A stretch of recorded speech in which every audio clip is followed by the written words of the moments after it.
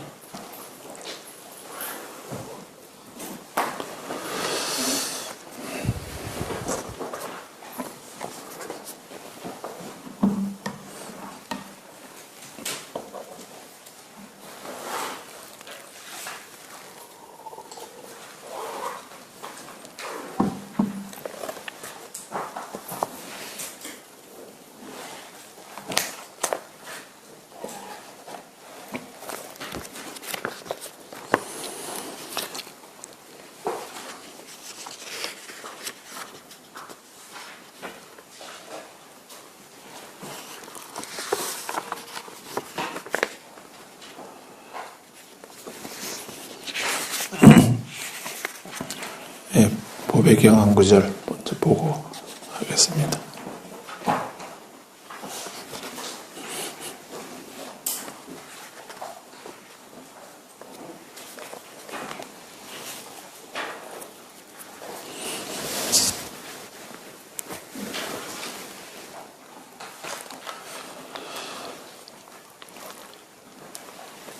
보배경에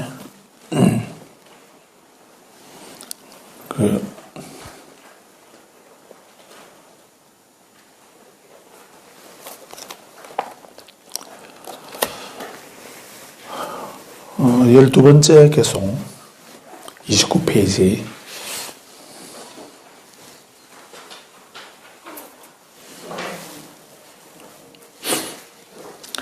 여름날의 첫 더위가 오면 숲의 총림이 가지끝마다 꽃을 피워내듯 이와 같이 열반에 이르는 위없는 묘법을 가르치셨는데 부처님께서 이 묘법을 가르치셨죠. 그래서 부처님 안에야말로 이 훌륭한 보배가 보배가 있으므로 이러한 진실로 인해서 모두 행복을 지내라.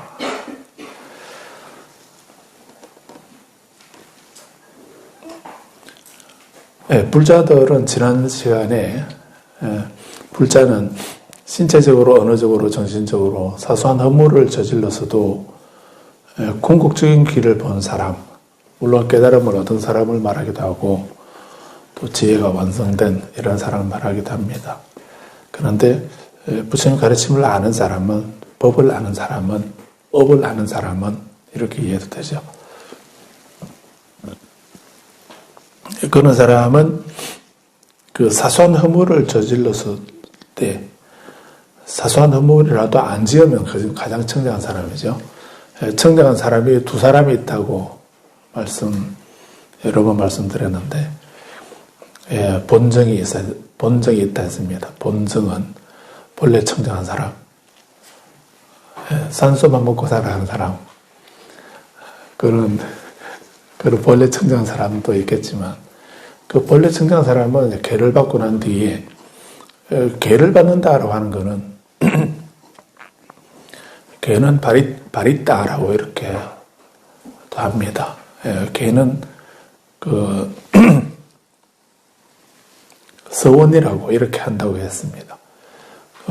걔를 다른 말로 서원이라고 이렇게 한다고 했는데, 걔를 받는다고 하는 것은 약속하는 것입니다. 누구랑 약속하는 겁니까?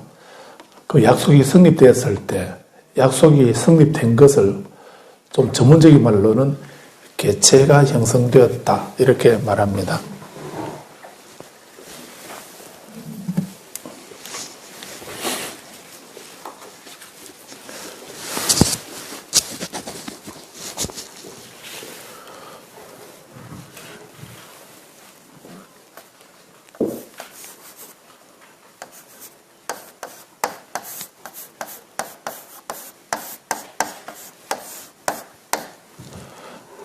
맹세할 서자라고 합니다.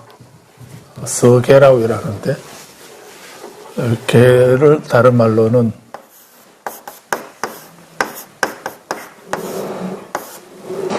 서계라고, 서계 이렇게 하는데, 이거는 그 약속하는 것입니다.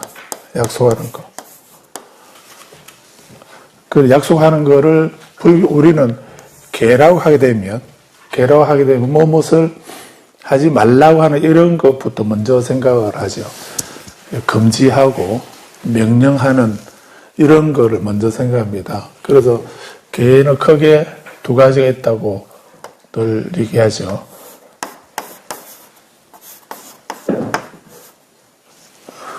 지지계라 이래 할 수 있습니다.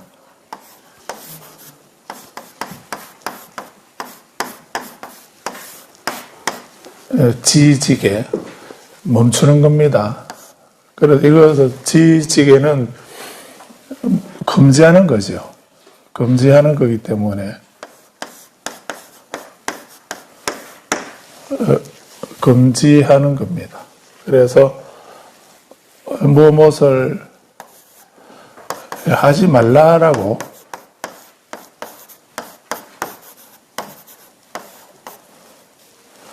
하지 말라라고 하는 것이 이렇게입니다.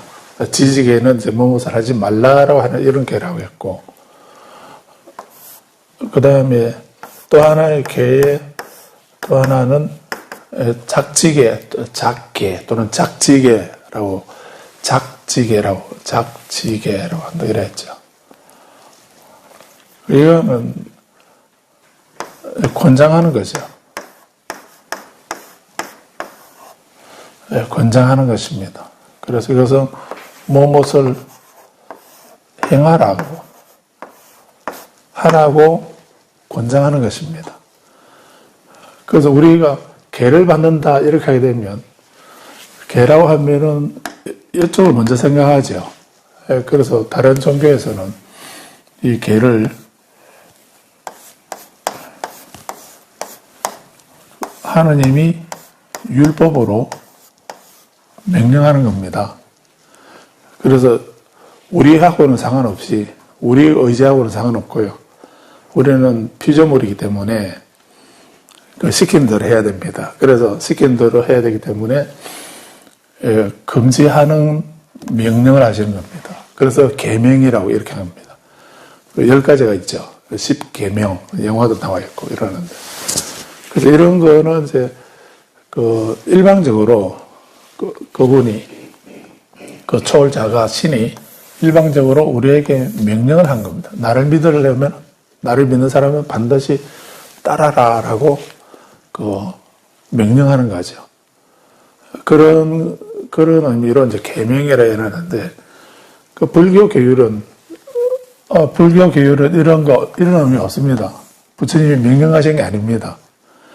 그래서 저번에 유마사 가서 수기할 때 물었죠.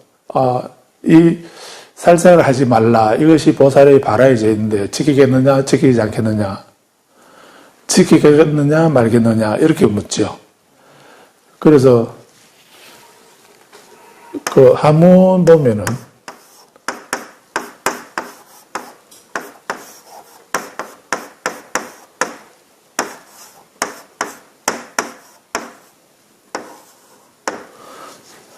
능지부 이렇게 있습니다. 그 끄트머리에 이 계를 능히 지키겠느냐, 지키지 않겠느냐. 이 부자는 부정의문사거든요. 안입을자 밑에다가 입구자가 있으면 부정의문사로서 뭐 하겠느냐, 하지 않겠느냐, 할래, 안 할래, 뭐 이런 의미입니다. 지킬래, 안 지킬래. 이렇게. 그러니까 이 계는 부처님이 명령하는 건 없지요. 지키겠느냐, 안 지키겠느냐. 지키겠느냐, 지키지 않겠느냐. 하나님 같으면은 반드시 지켜라 라고 명령하시겠죠. 그런데 부처님은 그렇게 명령하지 않으시고, 이런 것이 우리 불자의 삶 모습인데, 그런 거를 지킬래, 안 지킬래? 그걸 지키면서 청정하게 살래? 안 지키면서 그 악업을 지으면서 살래? 이거는 우리에게 그 자유를 주는 거죠. 선택권을 우리에게 주는 겁니다. 그 계명은 우리가 선택할 여지가 없습니다. 시킨 대로 해야 됩니다. 그런데 부처님의 계는 그 선택권을 우리에게 주는 겁니다.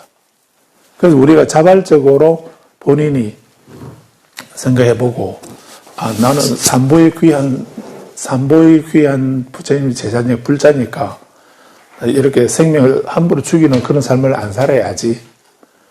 이렇게 해서 본인이 저는 그걸 지키겠습니다. 이렇게 내가 선택하는 겁니다. 그게 불교 계하고 다른 종교의 계하고 차이를 그렇게 이해하실 수 있습니다. 그래서 우리는 그걸 생각해야 되는데, 그래서 이 금지하는 부분도 부처님이 명령하시는 것이 아니죠. 명령하시는 것이 아니고 이거마저도 지키겠느냐 지키지 않겠느냐 이렇게 우리에게 선택권을 우리에게 주는 겁니다. 그래서 계를 지키게 되면 본인이 청정하게 되는 거고, 계를 받고서 안 지키면 본인이 오염되고 부정하게 되는 거고, 본인이 부정하게 되어서 부정한 말을 하고 행동을 하고 생각하게 되면 그 과보가 누구에게 옵니까? 자기에게 가지 않습니까?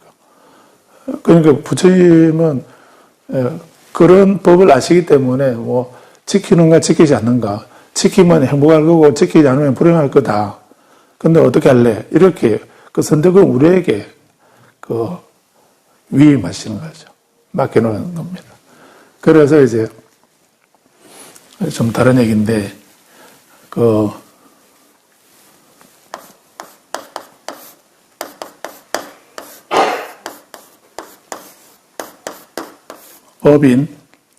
업이 원인이다. 이렇게 할 때, 업인.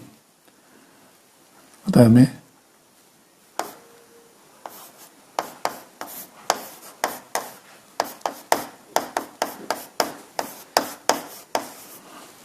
업인 과보, 업이 원인이고 그 결과로 나타난 거, 이것이 이제 업인 과보 이렇게 하는데, 이걸 줄여서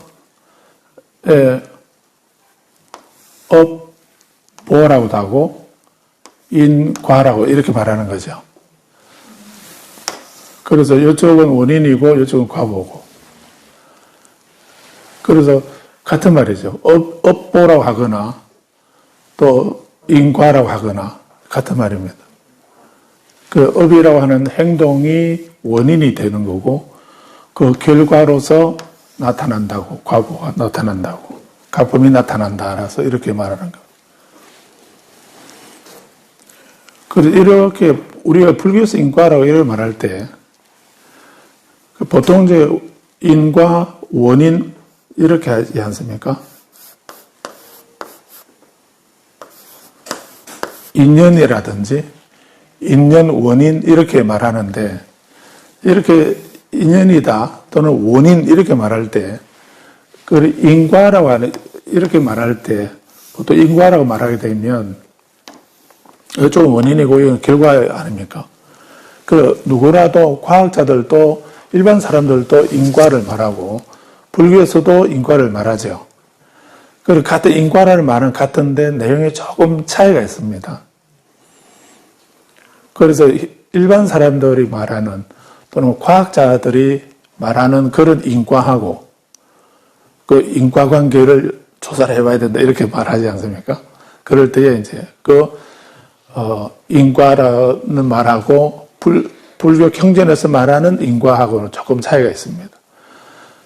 그런 거는 과학자들이 말하는 그 원인에 따라서 어떤 그 특정한 원인에 의해서 그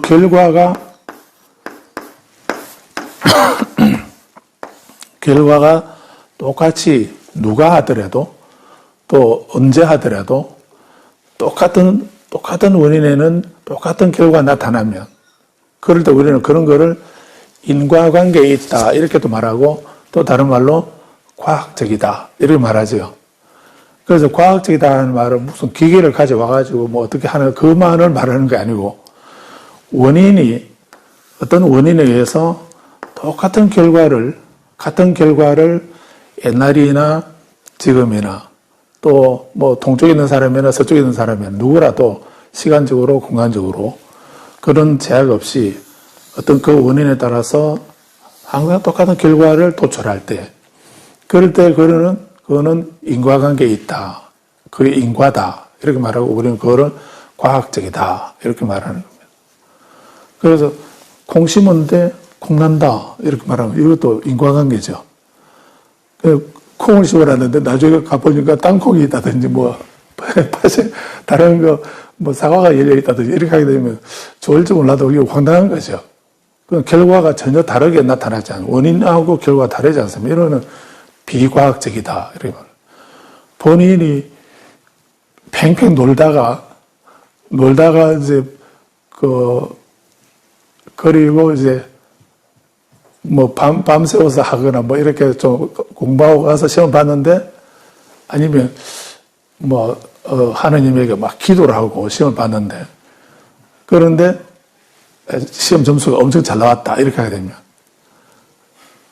그럴 경우도 있겠죠. 그럴 때도 그거를 과학적이라 할 수 있겠습니까? 그렇다면 우리 학교 다닐 필요 없지요.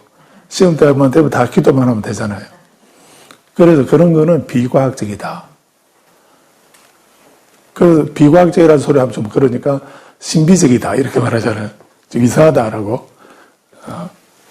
이게 좀 빗나갔네. 그래서 과학자들이 말하는 인과, 원인은 그 눈앞에 보이는 현상을 두고 하는 말입니다. 눈앞에 보이는 그 현상의 그 원인. 그런 것을 말합니다. 현상의 원인을 말합니다. 그런데 경전에서 말하는 원인은 경전에서 나타나는 원인은 그런 현상을 두고 하는 말이 아니고 경전에서의 원인은 업이라고 지금 원인은 업이라고 했지 않습니까? 경전에서의 물리적인 원인은 현상인데 그런 현상이 나타나게 되는 어떤 원인들 그런 현상을 두고 하는 말인데 불교에서의 원인은 업이라 했습니다. 좀 다르죠? 그 차이가 이해되나요? 이해 안 되면 제가 설명 아직 잘못했는데. 그래서 과학자들이 말하는 원인하고 불교 경전에서 말하는 인연 원인하고 이렇게 다르다는 겁니다. 물질적인 현상을 두고서 그런 현상에 그 산소 그 수소 2개 하고요. 수소 2개 하고 산소 하나하고 이렇게 하게 되면은 얘가 물로 된다는 거예요. 이런 거는 물의 원인은 수소 2개하고 산소 1개가 뭉쳐진 거 그거다라고 얘가 원인이고 그 결과로 여기에 나타났다라고 이렇게 우리는 그 인과관계를 그렇게도 이해를 하죠. 그런데 불교는 경전에서 말하는 원인은 이런 원인을 말하는 게 이런 거는 그냥 자연 현상에서 나타나는 보이는 우리가 보고 만지고 볼 수 있는 이런 것이지만 불교에서 말하는 원인은 이런 원인을 이것 포함한다고 할 수도 있겠지만 기본적으로는 업을 말하는 겁니다. 업이라는 것이 원인이라는 겁니다. 그럼 업이라고 하는 것도 또 일반 사람들이 말하는 그런 업은 어떤 단순히 어떤 좋은 일이든 나쁜 일이든 행동하는 거, 행동 그 자체를, 행위 그 자체를 업이라고 그럽니다. 그래서 우리 지장보살님의 경우에 지장경에 보게 되면 일거수일투족, 중생들은 일거수일투족, 일거수, 손을 한번 들고 일투족, 발을 한번 옮기고 이렇게 하는 것이 업 아닌 것이 없다, 이렇게 말씀하고 있거든요. 그렇게 말씀하실 때 그거는 이 행동을 말하는 겁니다. 우리들은, 중생들은 기본 마음 바탕이 무명의 사역이기 때문에, 무명이기 때문에, 무명의 어둠 속에 있는 존재가 중생이니까, 그런 중생들은 그런 어두운 마음에서 하는 모든 행위, 행동은 다 업이다 하는 이런 의미로 일거수일투족이 업 아닌 것이 없다로 이렇게 말씀하겠는데, 근데 그 초기경전에서는, 그건 이제 대성경전, 지장경전, 대성경전에서 그래 하시는 말씀이고, 근데 초기경전에서는, 니까야에서는 그렇게 좀 더 명확하게 무엇이 업인가, 예, 의지가 업이다. 의지, 의도, 이것이 업이라고. 내가 무엇을 해야 되겠다. 좋은 말을 해야 되겠다. 나쁜 말을 해야 되겠다라고 먼저 생각을 하죠. 우리는 본의 아니게 내가 의도하지 않았는데 그렇게 행동했고, 내가 의도하지 않았는데 내 본심하고는 다르게 그렇게 말했다. 미안하다. 이렇게 그럴 때가 있죠. 그러면서 서로 뭐 악수하고 뭐 화해하고 헤어지는데, 우리는 거기에, 불교에서는 그 말에 속지 말라고 하는 겁니다. 본의 아니게, 취중, 술 드셔보셔서 아시죠? 취중 뭐랍니까? 진탈배랍니다. 그래서 우리는 술 마셨으니까 인사가 불쑥이고, 필름이 다 끊어지고, 본인은 무슨 말 했는지도 기억 못하고, 무슨 행동했는지도 기억 못하는데, 그런 사람 붙잡고 무슨 죄를 묻겠냐. 그래서 우리 술 마셨다든가, 뭐 이렇게 해도 좀 많이 봐주죠. 우리나라만 그렇답니다. 다른 나라는 안 그러는데. 우리는 그런 술 마신 사람들에 되게 좀 관대한 그런 것이 있답니다. 그래서 취중 진담이라고, 이렇게, 그런 얘기도 하는데, 그래서 은근히 술 취한 척 하면서 본인 마음에 있는 거를 다 드러낸다. 왜 취중 진담을 얘기했습니까? 그때는, 취중에는 술을 마시게 되면은, 술은 우리를 미혹하게 하는 물질이죠. 술 그 자체에는 아무 죄가 없습니다. 근데 걔를 마시게 되면은, 손 다 꺼놓고 걸어가게 되면 본인은 바로 가지요. 본인은 바로 가는데 서로 왔다리 갔다리 갈짓자 이리 갔다가 저리 갔다가 이렇게 하지 않습니까? 그래서 내가 바로 가는데, 이마 왜 깨졌냐고 물어보니까, 내가 잘 갔다 집에 오는데, 걸어오는데 갑자기 아스팔트가 벌떡 일어나더니 나를 때리더라고. 그렇게. 그래서 우리는 술이라고 하는 거는, 우리를 판단을 흐리게 만들고, 이 의지력이 통제가 안 되는 거죠. 의지로서 우리들 안입이 설 신을 이 의지가 통제하지 못하게 만들어버리는, 그게 술인 겁니다. 생각은 뻔한데, 생각은 바로 가야지, 우리 집 가야지, 이렇게 하는데, 실제로 옆집 문 열고 들어가고 뭐 이렇게 하는, 그런 식으로 통제가 안 되는, 이런 것이, 그러기 때문에 술을 마시지 말라. 미혹하게 만들기 때문에. 그러거든. 그래서, 취중에 왜 진담이, 언중유골이라고 이렇게도 말하기도 하고, 취중 진담이라 이런 말할 때, 그럴 때는 술을 마시게 되면 본인의 의지로서 해야 될 말, 해서는 안 될 말, 이런 통제가 안 되거든요. 통제가 안 되고 본인 속에 있는 것이 그냥 그대로 나오는 겁니다. 평소에 늘 잠재되어 있는 생각이나 생각 이런 것이 그냥 말로 나타나고 행동으로 나타나는 거예요. 그래서 술을 마시지 말라고 하는 거죠. 아무튼 불교에서 원인은 어떤 물질적인 현상을 두고 하는 말이 아니고요. 물질적인 현상이 아니고 행동을 말하는데, 더 구체적으로는 의지가 업이라고, 의지가 업이다라고 이렇게 말씀하고 있는 겁니다. 그래서 이게 많이 옆으로 갔는데, 저 말씀드리고자 하는 거는, 여기서 이제 이 인과와 업인 과보가 있다로 이렇게 말할 때, 그럴 때 이제 중요한 거는 이 업인은 원인은 달리 말하면 자유입니다. 선택권을 내가 가지고 있는 겁니다. 선을 하거나 악을 짓거나 이건 내가 선택할 수 있는 겁니다. 그래서 업인은 자유라고 선택권은 내게 있는 겁니다. 그런데 과보를 또 다른 말로 번역하면 이거는 책임입니다. 자유와 책임. 우리에게 자유만 있는 것이 아니고 책임도 있다는 겁니다. 내가 선택했기 때문에 그 결과에 대해서 내가 책임을 져야 되는 거예요. 이해되십니까? 예. 원인에 따라서 반드시 결과가 나타나는데 이 원인은 내가 선택할 수 있습니다.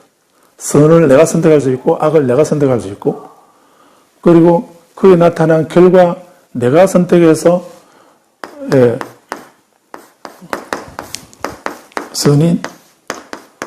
선한 원인에는 행복한 결과가 나타난다라고 선인락과라고 이렇게 했습니다. 이 선을 선택하는 내 자유입니다. 그런데 여기 나타나는 결과는 책임은 나에게 있는 겁니다. 내가 이걸 선택했기 때문에 이 결과가 나타났다는 것입니다. 그래서 과거는 책임이라고 이렇게 할 수 있습니다. 그 다음에 만약 우리가 악을 짓는다면 악인이면은 고과라고 악인 고과, 선인 낙과 이게 인과관계를 그렇게 말합니다.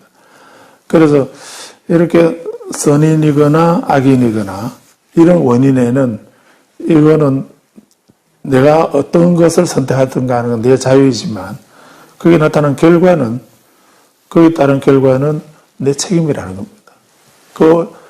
내가 선택해서 그런 결과를 얻었으니까 그 나타나는 결과를 두고서 부모를 잘못 만났다든지 아니면 그분이 왜 그렇게 창조했냐라든지 내 사조가 왜 그러냐라든지 이렇게 하면 안 된다는 얘기예요. 그래서 업인과보를 자유와 책임으로 이렇게 보실 수 있습니다. 그래서 여기 마무리 지으면 계라고 하는 거는 이제 계는 우리가 짓는 내가 선택하는 업인의 내용이겠죠. 업인으로서 내가 어떤 의지를 가지고 어떤 나쁜 일을 하지 않는가 또는 뭐 어떤 일을 할 것인가 하는 것을 내가 선택하는 것입니다. 그래서 이런 일을 하게 되면 어떤 일을 하게 되면 그에 따라서 결과가 우리에게 고통스러운 그런 결과를 가져오기 때문에 그 행위를 통해서 우리에게 고통을, 불행을 가져오기 때문에 그런 것을 가져오는 행위를 하지 말라라고 이렇게 한 겁니다.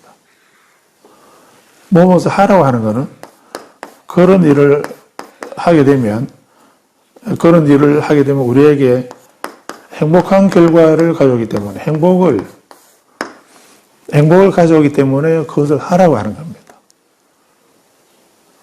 그래서 우리가 이걸 하지 않으면 부처님이 기뻐하시고 또 이것을 하면 부처님이 좋아하시고 그 때문에 하지 말라 하고 하라고 하는 것이 아니고 우리들이 내가 매 순간순간 짓는 그 업에 따라서 나의 생활이 어떤 과보로서 나에게 나타나는 거기 때문에 이런 결과를 다른 사람이 다른 사람 내게 가져다 주는 일은 아니죠. 내가 선택해서 그 결과를 가져오는 거지. 그런데 그런 원인은 없이 밭에 씨앗을 안 뿌려놓고 그냥 부처님에게나 하나님에게, 신에게, 또 조상님에게 그냥 계속 빌기만 한 데서 씨앗을 안 뿌려놓고도 그 빌기만 한다고 해서 어떤 좋은 결과가 나타나는가? 밭에 열매가 열리는가? 그런 일은 절대 없지 않습니까? 그래서 계라고 하는 것은 우리가 매 순간 업을 짓고서 살아가기 때문에 그 업에 나쁜 일은 하지 말고 좋은 일은 하라 하는 이런 구체적인 그 실행 방법에 있어서 실행하는 데 있어서 해야 될 것하고 해서는 안 될 것 이것을 말씀한 게 그게 계라고 이래 보시면 되죠. 그래서 계를 명령한 내 의지하고는 상관없이 명령하는 거다라고 이렇게만 생각하지 마시고 그래서 불교는 절대 계명이 아니다라고 하는 거 아시고 그리고 또 구체적으로 한다면은 불교 계율은 수범 어떤 우리가 행위를 하게 되면 뭔가를 잘못을 저지르게 되면은 그 결과가 우리에게 나타나게 되고 그래서 그걸로서 우리에게 불행한 일이 나타나기 때문에 그 범하는 일에 따라서 어떤 악행을 범하게 되면 그런 일을 하지 말라라고 제정한 거 이게 불교 계율인 겁니다. 그러니까 불교 계율을 다른 말로 수범, 수제 이렇게 하는 겁니다. 사리불 존자가 율장에 보면은 사리불 존자가 부처님에게 이제 과거 칠불들 가운데 부처님 법이 오래 머무는 부처님 법은 영원히 머물러 있습니까? 아니면 빨리 없어지기도 합니까? 라고 이렇게 여쭤봅니다. 그러니까 칠불 가운데 과거 여섯 부처님들 법을 보면은 어떤 부처님 법은 오래 가고 어떤 부처님 법은 부처님께서 인멸하시고 얼마 안 가서 그냥 사라져 버렸다라고 정법이 사라졌다고 이렇게 말씀을 하신 겁니다. 그 말을 듣고서 사리불尊자가 그렇습니까? 저는 부처님 법은 늘 영원히 이 세상에 머물러 있는 줄 알았는데 근데 부처님 법이 빨리 없어지기도 하고 오래도록 지속되기도 한다는 이 말씀을 듣고는 그렇다면 우리 부처님의 법은 오래 머물 수 있도록 부처님께서 그 계를 정해 주십시오. 그러니까 그럼 왜 법이 오래 머물기도 하고 오래 머물지 않기도 하게 되는가라고 이렇게 여쭤보니까 이제 오래도록 머물게 된 그 부처님은 왜 오래 머물게 되는가? 구체적으로 살생하지 마라, 거짓말하지 마라, 사함하지 마라, 도둑질하지 마라, 술 마시지 마라 이런 식으로 그렇게 우리가 해야 될 거다고 해서는 안 될 거를 명확하게 딱 그 명시를 해줬다는 거예요. 불자님들도 그렇죠. 제일 골치 아픈 게 뭐든가요? 알아서 하라고. 알아서 하라고 하면 그거 되게 애매하죠. 그래도 보시를 얼마나 할까요? 알아서 하라고. 이렇게 하고 차라리 얼마를 하라고 그러면은 할 수 있으면 하고 할 수 없으면 안 하면 되는데 알아서 하라고 하면 얼마를 해야 되지? 많으면 혹시 그것밖에 내가 생각한 대로 하게 되면 그것밖에 안 하느냐 이렇게 생각할지 모른다고 이 생각도 들고 또 아니면 그것도 안 하냐라고 이렇게도 생각할 수 있겠죠. 그래서 제일 어려운 게 알아서 하라고. 또 그 알아서 하라는 말하고 비슷한 말이 성의껏 하라고 이렇게요. 그것도 되게 부담스럽죠. 그리고 내가 알아서 나는 성의껏 하는데 받는 사람은 전혀 내 성의를 어떻게 알지 그게 모호하기 때문에 그게 불편한 겁니다. 그래서 부처님도 이것은 해라, 이것은 하지 마라 한 선을 명확하게 딱 끊어준 부처님은 법이 오래 가더라는 겁니다. 근데 그렇게 안 하시고, 우리는 나쁜 일 하지 말고 착한 일 하고 마음을 맑혀라. 이렇게만 말씀하신 부처님이 계셨다는 겁니다. 재앙막작, 중선봉행, 자정기이, 시제불교 이렇게 그 칠불 통계계라고 법구경 183번 개송이죠. 그렇게 나쁜 일 하지 말고 착한 일 하고 마음을 맑혀라. 이것이 부처님의 가르침이니라. 이렇게 틀린 말은 아닌데 내가 하는 일이 나쁜 일인지 착한 일인지 마음을 맑히는 것인지 마음을 오염시키는 것인지 그게 좀 모호하게 되니까 그러니까 대중들이 피곤해졌다는 겁니다. 그 대중들이 그 기준이 모호해지다 보니까 그 부처님 법은 오래 가지 못하고 금방 정법이 쇠퇴하게 되더라라고 이렇게 말씀하신 겁니다. 그러니까 계를 정하면은 오래 가고 안 정하면은 오래 가지 않는다는 이런 말씀을 하니까 사리부리尊者가 그래요. 그럼 우리 부처님 법은 오래 갈 수 있도록 또 계를 좀 정하시죠. 이렇게 이제 부탁을 드린 겁니다. 그랬더니 부처님이 아니다. 나는 우리 대중들이 다 청정하게 나쁜 일 안 하고 착한 일 하고 마음 맑히고 있는 이 대중들에게 이건 하고 이건 하지 말고 이렇게 하는 거는 몸에 안 아프면서 몸이 아프지 않으면서 약 처방받으라고 기다리는 것과 똑같다라고 이렇게 아프기를 기다리는 것과 마찬가지다고 난 그런 일을 하지 않는다. 열애는 그런 일을 하지 않을 거다라고. 그래서 나는 때를 기다리겠다. 그런 말씀을 하시는데 1장에 보면 나는 때를 기다리겠다. 그래서 우리 대중 가운데 누가 악행을 범하는 사람이 있으면 그 사람이 다시 악행을 반복하지 않도록 금지하기 위해서 그 범하는 데 따라서 그거를 금지하기 위해서 우리 대중의 우리의 청정과 화합을 지키기 위해서 금지하는 조항을 내가 정하겠다. 그게 불교 계율입니다. 그래서 수범수제.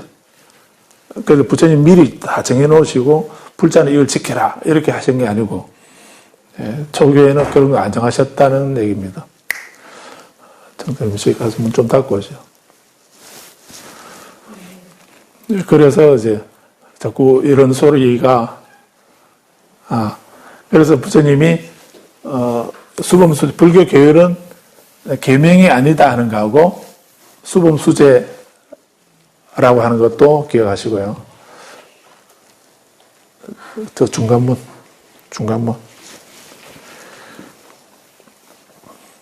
그리고 또 불교 계율은 명령하는 것이 아니다. 뭐 하지 말라고 하는 말도 있고 하라고 하는 말씀도 있는데 이거는 선택권을 우리에게 주셨다 하는 거 이거 기억하셔야 됩니다. 그런데 이렇게 지지계, 작지계 이렇게도 말씀하는데 또 다른 말로 불교 계의 특성을 서계라고 이렇게 한다는 겁니다. 서계. 약속하는 겁니다. 약속하고 맹세하는 겁니다. 그래서 우리 니까에도 보게 되면은 그 법문을 듣고서 제가자가 부처님 말씀을 듣고 나면 신심이 나서 저는 부처님께 기하겠습니다. 외도였는데 그 이전에 다른 종교 외도를 믿고 따르고 이렇게 하던 사람이 부처님 법문 듣고 감화가 되게 되면 부처님에게 고백을 하죠. 저는 이제 부처님께 귀하겠습니다. 그리고 부처님 가르침에 귀합니다. 그리고 성가에 귀하겠습니다. 저를 제가 신자로 받아주십시오. 이렇게 고백을 하면 그래서 부처님이 승인하시면 이제 우발세 우바이가 되는 거거든요. 그런데 아함경에 보면은 니까에는 그렇게만 되어 있는데요. 니까에는 그래 되어 있는데 아함경에 보면은 그렇게 삼보에 귀하겠습니다. 이렇게 하고 그 다음 이어서 저는 삼보에 귀한 자로서 앞으로 살아있는 생명을 죽이지 않겠습니다. 부처님이 죽이지 말라고 하신 적이 없습니다. 본인이 알아서 살아있는 생명을 죽이지 않겠습니다. 그리고 주지 않는 물건을 가지지 않겠습니다. 그리고 부정한 행위를 하지 않겠습니다. 거짓말을 하지 않겠습니다. 술을 마시지 않겠습니다. 나를 미혹하게 하는 술을 마시지 않겠습니다. 이렇게 말하는 걸로 되어 있습니다. 암경은 그렇게 정형구가 정해져 있습니다. 거기서 그 원문을 보게 되면은 한문으로 보면은 이제 불살생이라고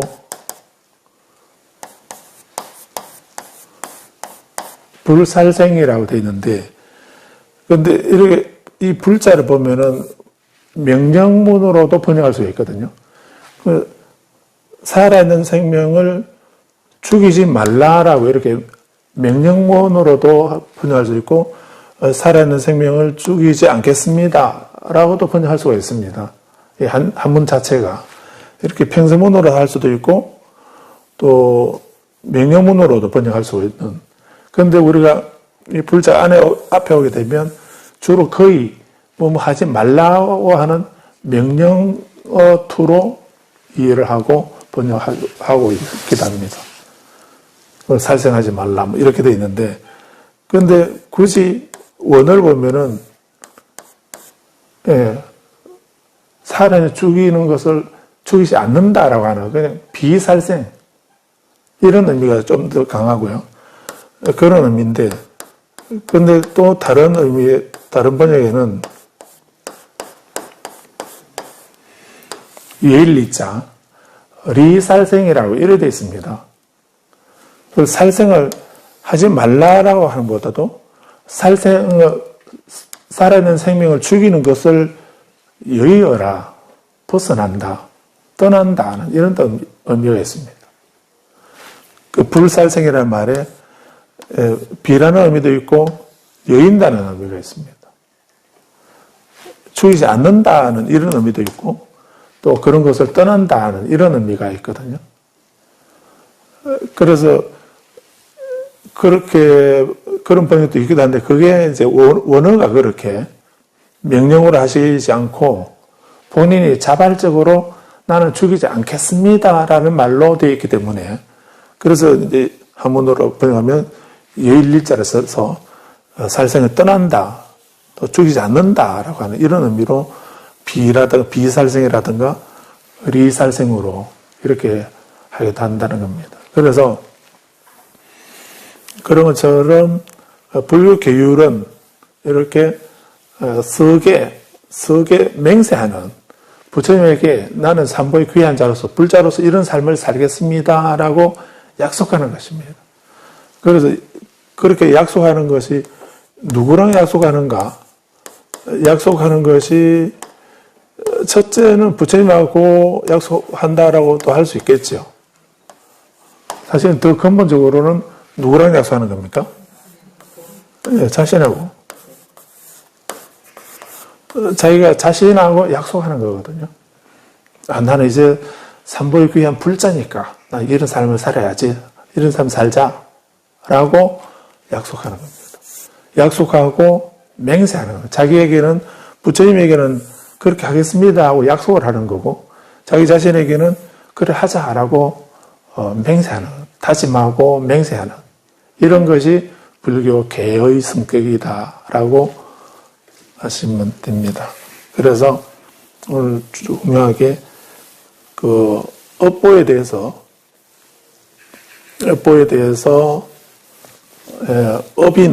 업인은 자유이고 과보는 수행을, 이 열반의 결과를, 열반이라고 하는 이 결과를 부처님이 우리 출석을 불러보고 게으름 안 피우고 부지런히 정진 잘하는 사람에게는 열반을 주시고, 또 결석을 많이 하고 누구처럼 그렇게 한 사람에게는 반쪽만 열반을 주시고, 이렇게 하신다면은 문제가 다른데요. 그런 게 아니고, 이 열반이라는 결과가 분명히 있죠. 열반이라고 하는 결과가 분명히 있는데, 그 결과를 부처님이 그거를 관리하시는 것이 아니고, 우리가 그 결과를 얻으려면은, 그거는 책임이고 결과라고 했는데 그 원인을 짓고 안 짓고는 우리에게 있거든요. 팔정도라고 하는 그 원인을 짓는 사람은 열반이라는 결과를 얻을 수 있는 것입니다. 열반은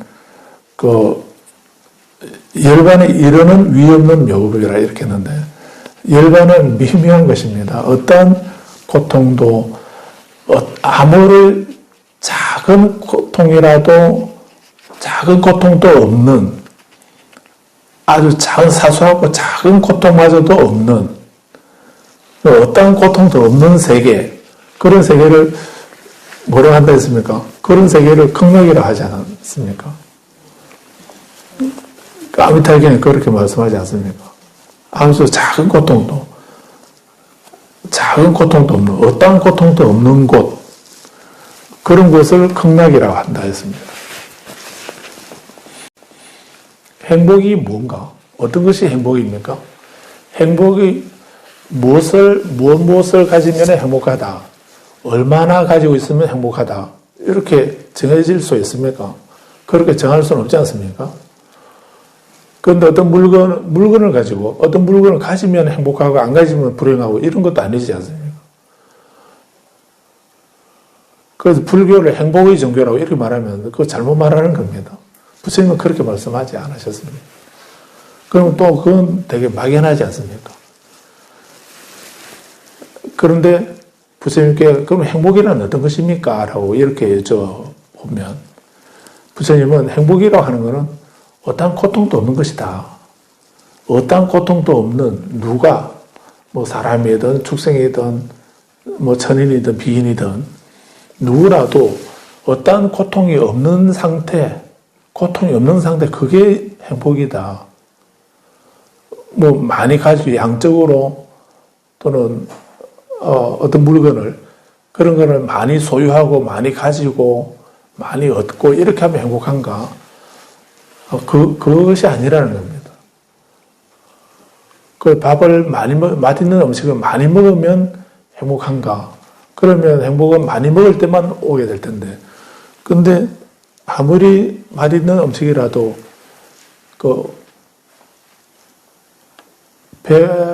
포만감이 이제 그것이 있게 되면, 포만감이 있게 되면 이제 더 먹으라고 그러면 그거는 행복이 아니고 고통이죠. 고통이고 고문이죠. 그러면 행복은 음식이 아니다 하는 걸 알 수 있지 않습니까? 많이 먹어도 행복하지 않은 사람이 있고, 하나만 먹어도 행복한 사람도 있고, 안 먹어도 행복한 사람도 있고, 이렇기 때문에 행복의 기준을 정할 수가 없는 거죠. 그런데 그러면 행복은 없는가? 없지는 않지 않습니까? 그 기쁨으로 충만되어 있는 그런 상태가 없는 건 없지는 않지 않습니까? 그건 어떻게 있는가? 어떤 상태를 말하는가? 어떤 고통도 없는 상태. 고통이 없는 상태를 행복이라 한다라고 하는 이런 수카, 행복이라는 말을 그렇게 말씀하고 있기도 합니다. 그런데 부처님 말씀하시는 행복은 큰 행복, 크다는 행복이기 때문에 마하수카라고, 대락, 금강, 불공, 진실, 삼마야경, 이렇게 반야의 지경 말할 때 그 대락이라는 말이 마하수카거든요. 크다란 행복이라고. 그리고 헛되지 않다. 불공, 헛되지 아니하고 크다란 행복. 그런 또 바즈라와 같은, 금강석과 같은 그런 비유를 들고, 여러 가지 비유를 들고 있는데, 그래서 열반에 이르는 위없는 묘법을 부처님이 주신다 했습니까? 부처님이 그 위없는 열반에 이르는 그 법을 부처님이 주신다 했습니까? 부처님이 가르쳐 주신다 했습니까? 부처님은 도사이십니다. 부처님은 도사이시지 그거를 관리하는 분이 아니시거든요. 부처님은 우리에게 열반에 이르는 그 길, 그 방법, 그걸 가르쳐 주셨을 뿐입니다. 그리고 그 길을 가고 안 가고는 우리에게, 그 선택권은 우리에게 맡겨놓은 겁니다. 그 여름날이 오면은 총림의 가지끝마다 꽃이 피어난다. 꽃 핀 걸 보면은 열매가 맺히게 될 거다 하는 것을 알 수가 있지 않습니까? 꽃이 피어야 열매를 맺는 거니까. 근데,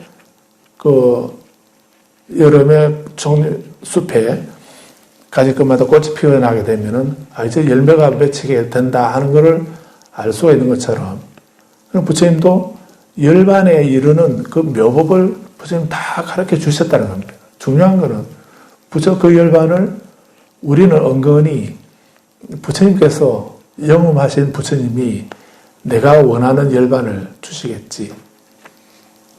라고, 이렇게 바라거나 빌거나 이렇게 하고 있겠지만, 사실은 그거는 부처님 주시는 게 아니고, 부처님은 열반에 얻는 길을, 방법을, 그 묘법을 우리에게 가르쳐 주셨다는 겁니다.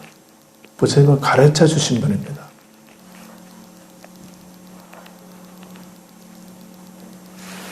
그래서 그 열반을 얻는가 못 얻는가 하는, 열반은 분명히 있는데 그걸 얻는가 얻지 못하는가, 그거는 우리들의 행에 있는 겁니다. 내가 그걸 행하면은 얻어지는 겁니다. 열반이란 극락이라 하는 것이 어떤 괴로움도 없는 곳이다라고 이렇게 말씀했듯이, 열반이라고 하는 것이, 열반이라고 하는 것은 다른 말로 지복이라고 합니다. 지극히 행복한 상태, 지극히 행복한 상태를 지복이라고도 하고 극락이라고도 하고, 지극하게 극자하고 이를 진짜 지복, 제가 제일 좋아하는 말인데, 지복을 어떤 정도 이렇게 하면 자기 행복, 울산말로 지라는 울산말로 지가 지복이라고, 자기복이라고 이렇게 이해를 보는 게 되면, 그거 아니라 이를 진짜 지극하다는 측정입니다. 그래서 일반은 지극한 행복이라고. 그래서 열반을 성취했다 이 말은, 이게 자기에게 몸으로든 말로든 마음으로든 어딜도 어떤 고통이나 괴로움이나 번뇌가 없고 오염된 것이 없고 저게 행복한 상태, 그런 상태를 열반이라는 겁니다. 죽음으로 마찬가지로 하셨죠. 그래서 우리 교재를 보겠습니다. 악하고 불건전한 사유를 어떻게 묶을 것인가. 내게 악하고 불건전한 사유가 생겨나게 되면 이건 내가 멈춰야 되는 겁니다. 또 내가 착하고 건전한 사유를 내가 가져야만, 내가 그걸 가져야 내가 행복해질 수가 있습니다.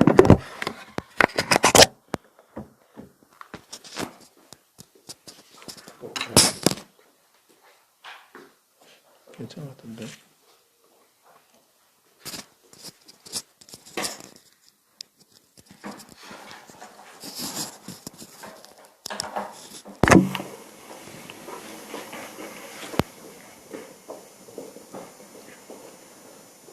지난주 숙제 내드렸는데 숙제나 숙자마저도 잃어버리셨죠? 해보셨나요? 자, 151페이지에 4번 4절 한번 읽어보겠습니다. 수행성들이여, 이 세상의 수행성은 어떤 인상에 관해 그 인상의 정신적 활동을 일으켜 자신 안에 탐욕과 관련되고 성냄과 관련되고 어리석음과 관련된 악하고 불건전한 사유들이 일어난다. 우리 매 순간 일어나죠. 한순간 또 안 일어난 적이 없어지죠. 하다 보다 언제 또 일어나던가요? 자는데 꿈속에서도 일어나지 않던가요? 그렇게 하면 그걸 누가 어떻게 없애야 되는가? 그 방법을 부처님이 여기서 말씀하고 있는 겁니다. 첫 번째, 그는 그 인상과는 다른 선하고 건전한 어떤 인상에 관련된 정신 활동을 일으켜야 된다. 그랬습니다. 그가 그 인상과는 다른 선하고 건전한 어떤 인상과 관련된 정신 활동을 일으키게 되면, 그렇게 그 선하고 다른 선하고 건전한 인상과 관련된 정신을 활동을 일으켜야만 된다는 거죠. 그 일으키기만 하면 탐욕과 관련되고 성냄과 관련되고 어리석음과 관련된 악하고 불건전한 사유들이 버려지고 사라지게 된다. 버려지고 사라지게 되는 그 원인이 어디에 있는가?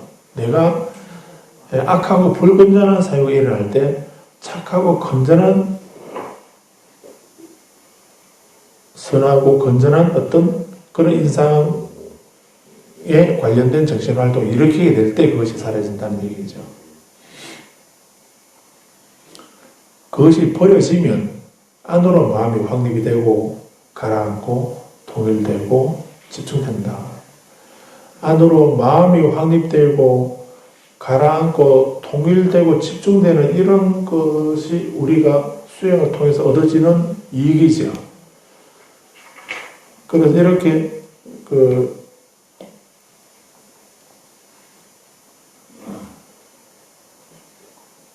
안으로 내면적으로 마음이 확립이 되고 또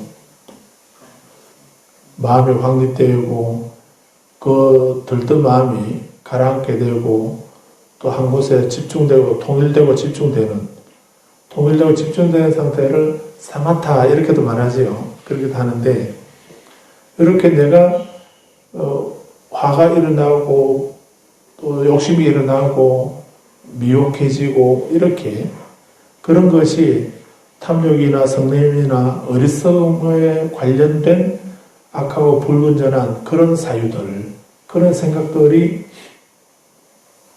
막 일어날 때 그걸 없애요. 그걸 가지고 있으면서는 내 마음이 확립될 리가 없고 내 마음이 고요히 가라앉을 리가 없지 않습니까?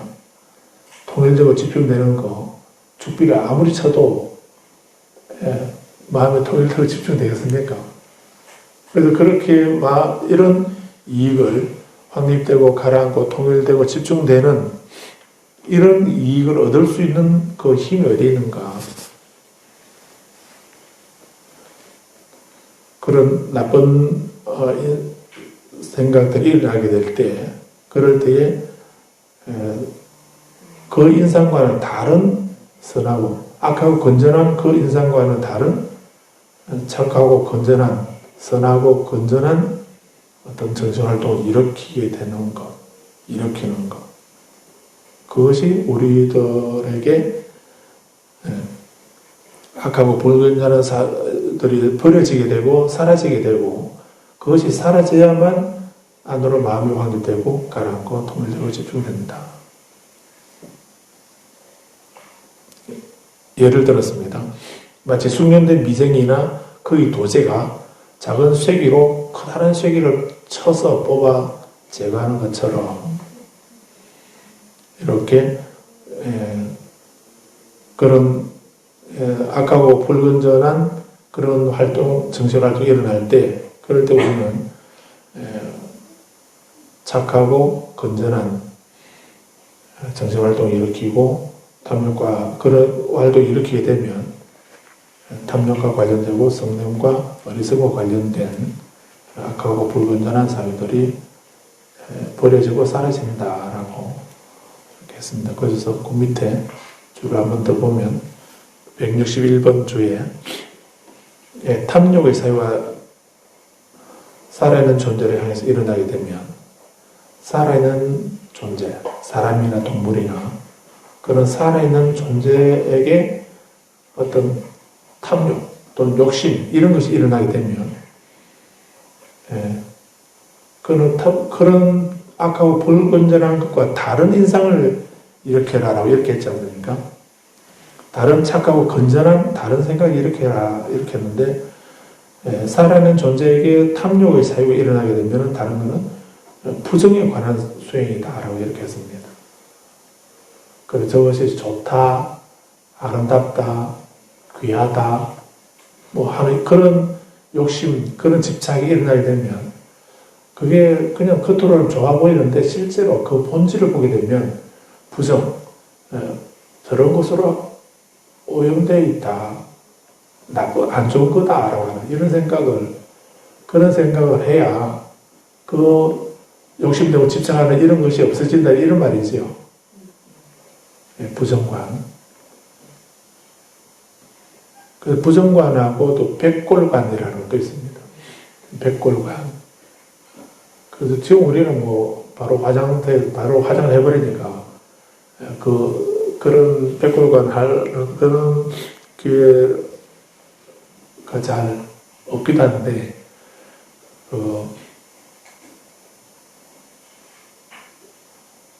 시체를 버려두게 되면 그냥 풍장으로 전라도 쪽에 어떤 섬 완도인가 어떤 그런 쪽에서는 옛날에 풍장을 했다는 이런 기록이 있다 하더라고요. 누가 돌아가시게 되면 매장을 안 하고 그 옆에 좀 한적한 그런 산속이나 그런 곳에 이제 그 시신을 거기에 그냥 노지에 놔두고 다른 뭐 어떤 집이나 이런 걸로서 이제 그 가리개를 해두고 해서 비를 바로 맞는 정도까지는 안 하도록 이렇게 나무나 뭐 집 이형이나 이런 걸로 덮어두고 그래서 이제 그 비바람에 자연적으로 이제 그 시체가 이제 변화되고 살이 다 없어지고 뼈만 남게 되고 하게 되면 그러면 이제 그 뼈만 다 수술해서 또 묻거나 이렇게 한다는 뭐 그런 풍습이 있다는 얘기도 들었습니다. 근데 그런 과정들을 우리 가만히 지켜보게 되면 그렇게 그 사람이 누가 딱 돌아가시게 되면 돌아가시면 바로 그 순간부터 이제 우리 몸은 부패되기 시작하게 되죠. 몸 피부 색깔이 푸르게 되고 부풀어 오르기도 하고 그렇게 하기 때문에 뭐 다 한 번쯤은 겪어보셨겠지만 정말 아주 지독한 그런 정말 코를 들 수 없는 그런 악취가 어디서 나는가? 사람 시체 썩는 냄새입니다. 그래서 그거는 우리 살아있을 때도 우리에게 뭐 채취가 있긴 한데 근데 그거를 가리려고 우리는 계속 씻거나 아니면 거기다 향수를 뿌리거나 뭐 이렇게 해서 감추려고 이렇게 하지만은 근데 시체는 그런 노력을 하지 않습니까? 그리고 우리 이제 피와 살이 썩게 되면 그때 나는 그 악취는 지구상 어떤 악취보다도 정말 지독한 그런 악취가 납니다. 그래서 그런 거를 그냥 또 우리 가족이기 때문에 그냥 생각을 안 하려고 그래서 더 이제 아주 심한 그런 향을 피우기도 하고 이렇게 감소시키려고 중화시키려고 이렇게 하기도 하지만은 그러면서 그 시체가 썩어가는 그 과정들을 보고 그리고 피가 다 흘러나오고 살이 썩고 문드러지고 그리고 그 뼈가 이제 바람에 나뒹구는 그런 모습까지를 단계 이렇게 관상하는 것을 백골관이라고 합니다. 그런 백골관을 하게 되면은 그 육신에 대한, 그 몸에 대한 집착을 그러다 낫겠습니까? 그래서 우리에게 일어나는 어떤 집착이나 탐욕이나 집착, 애착심 이런 거를 끊는 방법은 다른 부적을 쓴다 해서 그게 없어지는 게 아니고요. 이렇게 부정관을 함으로써 내가 그렇게 부정관으로 다른 인상으로 부정관을 함으로써 그런 탐욕에 대한 탐욕이 근거한 그 말이나 행동이나 생각이 이런 거를 없앨 수 있다고 합니다. 극복할 수 있고 사라지게 할 수 있다. 근데 살아있는 존재가 아니고 그 어떤 물건에 대해서 살아있지 않은 존재, 즉 물건에 대해서 그렇게 탐욕의 사유가 일어나게 되면은 그때는 살아있는 존재에 대해서는 부정관이었지만 물건에 대해서는 무상관을 하라는 얘기입니다. 무상이라는 말이 이제 변한다, 바뀐다, 영원하지 않다는 이런 얘기죠. 그래서 무상관을 함으로써 그 살아있지 않은 존재, 즉 물건에 대한 물건에 대한 그런 탐욕, 집착, 애착 이런 식의 그런 마음을 없앨 수 있다는 것입니다. 그 다음에 성냄, 화를 내는 것도 살아있는 존재에게, 사람이나 축생에게 이렇게 할 수도 있고, 또 살아있지 않은 존재, 물건에 대해서 화를 낼 수가 있죠.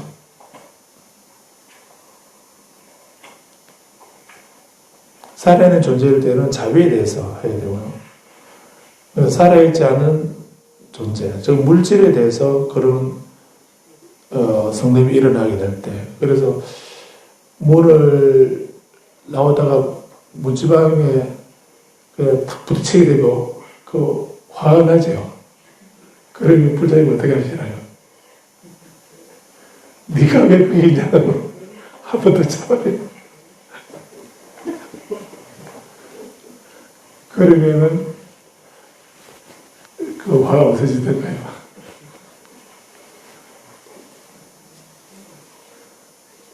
그럴 때는 세계에 대한 정신활동을 하라는 얘기입니다. 다른 인상은 세계 또는 요소에 대한 관찰을 함으로써 지수와 풍, 얘가 원래 그게 늘 있는 거지 않고 얘는 나에게, 이 물질은 나에게 물질은 나에게 뭐 화를 내게 할 일이 있나. 단지 쟤들은 지수와 풍으로 뭉쳐져 있을 뿐인데 제가 뭐 나에게 화를 내겠나. 단지 그 물질을 보고서 화를 내는 내 마음의 문제이다라고 이렇게 생각하는 거죠. 그래서 세계에 대해서 정신활동을 하는, 그렇게 생각을 더 전환시킴으로써 그 성냄을 극복할 수 있다는 얘기죠. 어리석음에 대해서 어리석음에 대한 치유를 위해서는 스승 아래에서 사는 것, 가르침을 배우는 것, 의미에 대해서 탐구하는 것, 그리고 가르침을 법문을 듣는 것, 가르침에 대해서 경청을 하는 것, 그리고 원인에 대한 질문을 하는 것. 그런 것을 통해서 어리석음에 대한 어리석음 때문에 생겨나는 어떤 말이나 행동이나 생각이나 이런 것을 치유할 수 있는 방법이라고 말씀하고 있습니다. 아무튼 이렇게 그런 악하고 불건전한 사유가 일어나게 될 때, 그럴 때는 그 인상과는 다른, 그것이 말이거나 행동이거나 생각이거나 또 살아있는 존재이거나 살아있지 않는 존재이거나 그런 것이 일어나게 될 때 그 악하고 불건전한 정신활동하고는 다른, 그와 다른, 그 인상과는 다른 선하고 건전한 인상에 관련된 정신활동을 일으켜라 라고 하는, 이것이 첫째 방법입니다. 그래서 부처님이 해결해 주시면 좋겠는데 부처님은 그렇게 해결 안 해주시고 그런 일이 일어나게 되면 극복하는 방법을 이렇게 일러주시는 겁니다. 그럼 이런 활동 언제 해야 되죠?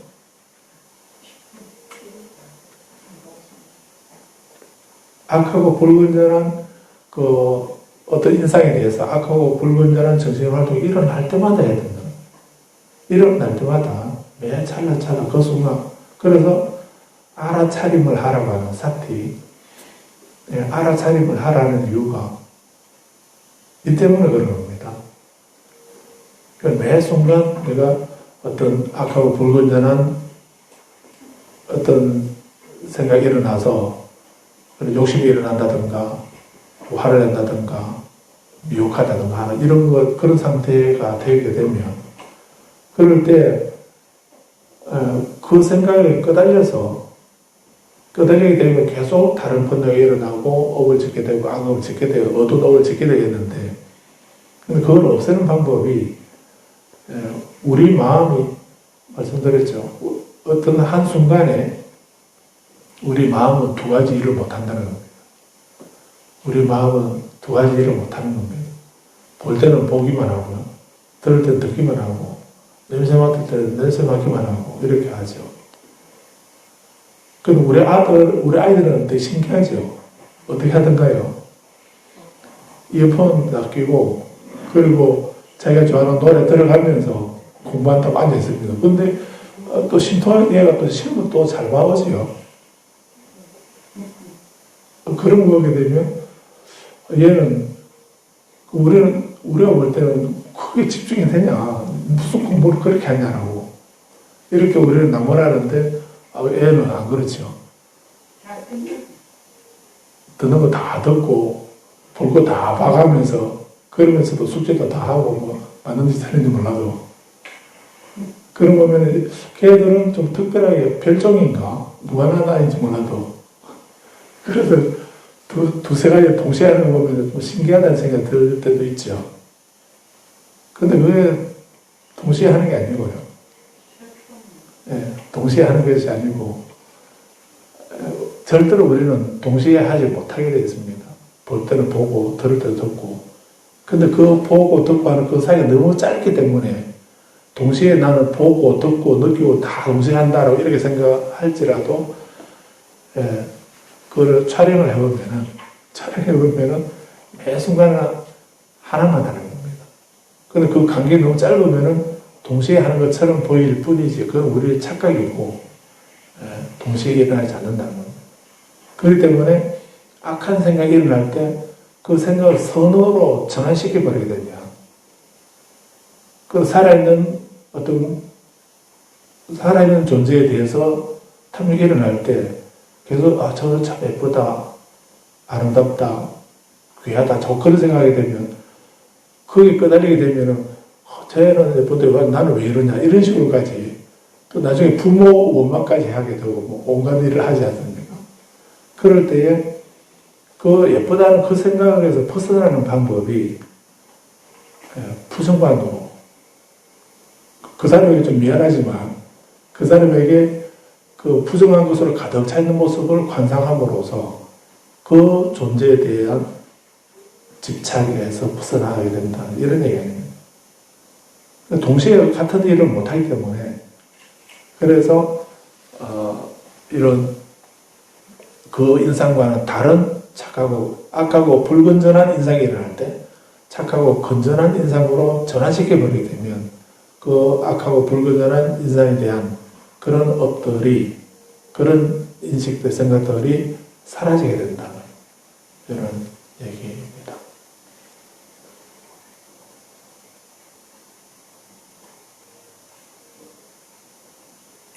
그래서 그거 다 알고 계시죠, 사실은.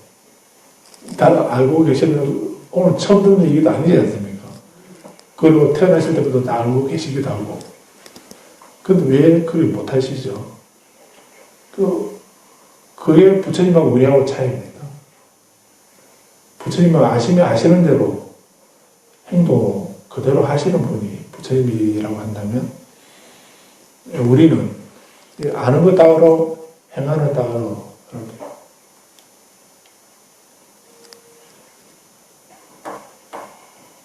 저번에 말씀드렸죠. 어떤 스님이 거기 폐사지에 가서 청소하면서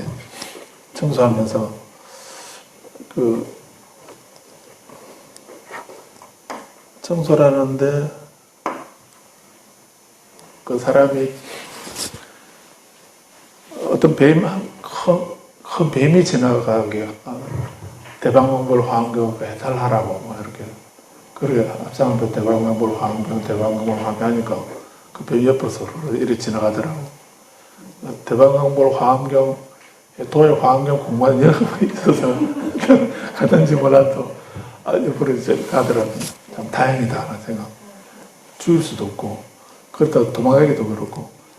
그렇게 합장하고 대방공을 하면 그 몸 해탈해라 하고 이렇게 주원해줬던 옆에 가더라. 꿈에 나타나가지고, 그 뱀이 꿈에 나타나가지고. 지악산에도 어떤 지악산에 아시죠? 그 새를 구해주고 나니까. 그래서 가만히 두고 되면 그 뱀이 그 잡아먹을 것 같아서 이제 그 뱀을 죽였는데 그 죽은 뱀이 나타난 게 아니고요. 그 죽은 뱀의 짝이 나타나서 왜 죽였냐고 이렇게 그러더라고요. 그래서 내가 그 뱀을 미워서 죽인 게 아니고 옆에는 여러 생명을 죽일 것 같아서 그래서 죽였다고 이렇게. 그래도 어떤 원한이 있어서 내가 죽인 게 아니라고 막 이렇게 말했다고 하죠. 그리고 님을 내가 어떻게 믿겠냐. 진짜인데. 그래서 그렇다면 밤중에 이 산 꼭대기에 그 암자의 폐사지가 있는데 거기에 종이 있는데 그 밤 12시 한밤중에 그 종소리가 나면은 그 하늘에 둥을 보니까 그 말이 진실이라서 내가 살려주고 소리가 나지 않으면 내가 죽이겠다고. 그리고 일단은 이제 그때까지는 살아 있을 수 있게 됐는데 근데 밤중에 종 칠 일이 없지 않습니까, 사실은. 종은 초저녁에 치고 새벽에 예불 할 때야 치지 한밤중 12시에는 종을 안 치거든요. 그러니까 종이 있어도 칠 사람은 다 스님이 있다 하더라도 자고 있을 거고 그리고 거기는 폐사지니까 아무도 안 살고 있는 곳인데 종소리가 난리가 없죠. 그래서 죽었구나 하고 이제 12시 가면 살아있겠다 이 생각하고 있는데 그 시간이 되니까 둥둥 종소리가 나는 거예요. 그리고 그 뱀이 이제 죽이려고 하다가 이제 그 말이 거짓말이 아닌가 보다. 부처님이 너를 도와주시는 것보다 하고는 그냥 서로 풀어주더라고. 종소리가 난리가 뭔데 어떻게 종소리가 났지 하고 가보니까 그 새 어미가 그 머리를 들이받아가지고 그래 종소리 내고 주고 있더라고. 그 치악산인가요? 내가 그거를 대방광고 화엄경 몰라서 이 몸 반 줄 알았냐? 이렇게 꿈에 나타나서 그 뱀이 꿈에 나타나가지고 이 뱀은 내가 그 대방광고 화엄경 몰라서 이 몸 반 줄 알았냐? 이렇게 하더라고. 그래서 계속 말씀드리는데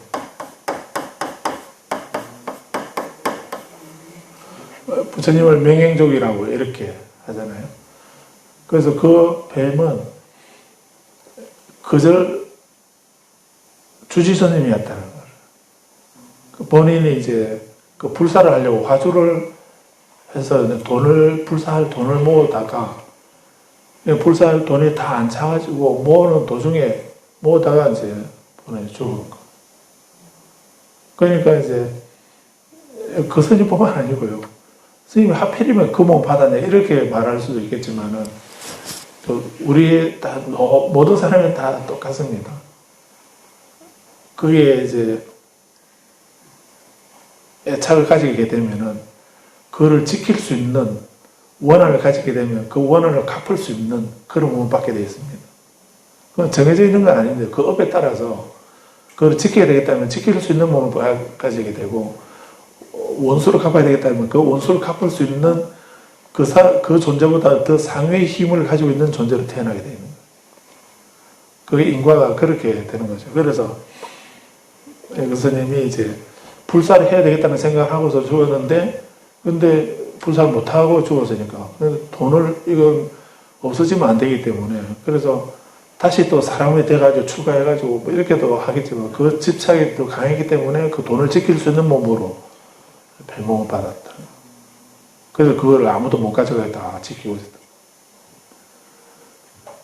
그랬다고 이제 그 뱀이 고백을 하더라는 거 아닙니까? 그래서 이 절에 어느 쪽을 파보면 거기 내가 묻어놓은 항아리가 있고 거기에 내가 모아둔 돈이 있다. 그걸 꺼내가지고 불사를 좀 마무리해 달라고 이렇게 말하는 겁니다. 네가 대방광물 화학연, 나 그때 화학연 입법규 부분까지 다 공부 다 했어. 다 알아. 그런데도 나는 이거 지켜야 된다. 이 생각이 더 강했기 때문에 이거 못 받았다는 이런 얘기죠. 그래서 그 스님이 너무나 선명한 꿈이라서 그 이견자를 파보니까 실제로 항아리 그게 돈이 있더라는 거죠. 그거 꺼내가지고 이제 불사를 하고 그 스님을 위해서 죄를 지어주니까 지금 다시 나타났어요. 다시 나타나셔서 고맙다고, 이번에는 고맙다고. 그래 불사를 잘해줘서 내가 이제 이 집착을 놓고 간다고, 고맙다고 이렇게 나타나시더라고. 믿거나 말거나 그런 얘기겠죠. 그런데 이렇게 아는 거하고 행하는 거하고 우리 중생들은 따로이거든요. 아는 건 아는 거고 뭐 행하는 건 행하는 건 따로고 이렇게. 근데 아까 이 첫 번째 부처님 말씀하신 거지만 그런 쪽으로 우리는 이론적으로는 다 알고 있죠. 알고 있어도 실제 매 순간순간 이게 행이 안 되기 때문에 그래서 우리는 계속 중생으로 본뇌 속에 윤회 속에 이렇게 꺼달리고 있는 거거든요. 그래서 이런 문제를 이런 진리를 부처님이 다 알고 아시니까 일체지자이시니까 다 아시니까 부처님이 우리에게 내가 그런 상태에 있다는 걸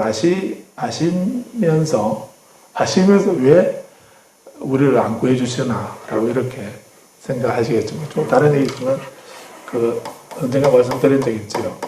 부처님은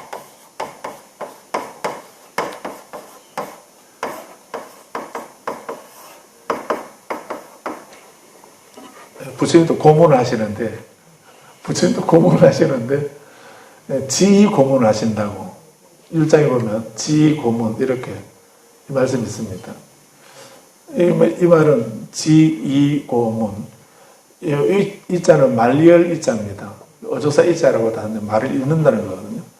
이것도 한 문장이고 이 아래가 한 문장인 겁니다. 그래서 이 지는 아시면서 부처님이니까 아시면서 말리얼 이자니까 아시면서 진짓 일부러 아시면서도 일부러 물어보셨다. 뭐 아시면 아시는 대로 그렇게 행하시면 될 텐데 그런 일을 했구나 이렇게 아시면 됐지 왜 또 물어보시죠? 부처님은 아시면서 일부러 물어보셨다 확인하시는 거예요. 어떤 비구가 이제 어떤 비행을 저지르게 되면은 부처님은 아시는 거예요. 일체자이시기 때문에 아시고요. 아시는 방법은 일장에도 여러 가지 방법을 얘기합니다. 부처님은 신통력으로도 아신답니다. 뭘 하는지 다 알고 계시고요. 또 소문을 들어서도 알고 있다는 거예요. 천신이 와가지고 일러줘서도 아신다는 거예요. 부처님은 어떤 방법으로도 모르실 수가 없던 스스로도 알고 계시고요. 다른 사람이 말을 해줘서 소문 들어서 알고 계시기도 하고 천신이 와서 일러주신다는 거예요. 그래서 부처님은 그 비유가 어떤 일을 했는가 하는 것을 왜 어떤 일을 했는지를 부처님은 다 알고 계시는 거예요. 아시면서도 그 비유에게 너 그런 일을 그렇게 했다고 하던데 정말 그랬냐? 이런 물어보시는 거예요. 사가타라고 하는 비유가 있었습니다.